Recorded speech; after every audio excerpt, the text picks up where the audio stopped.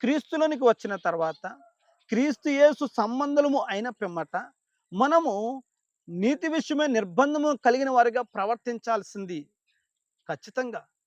కాబట్టి ఇప్పుడు మనము మన కళ్ళకు మనం ఏదైతే చూడాలి అని అనుకుంటున్నామో అది మన కళ్ళు చూడడానికి ఇష్టపడుతుంటున్నప్పుడు అలా చూడకూడదు అని నిర్బంధించుకుంటున్నాం.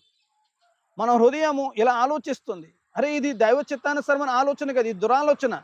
దాన్ని విడిచిపెట్టాలి అని మనల్ని మనము నిర్బంధించుకుంటున్నాం.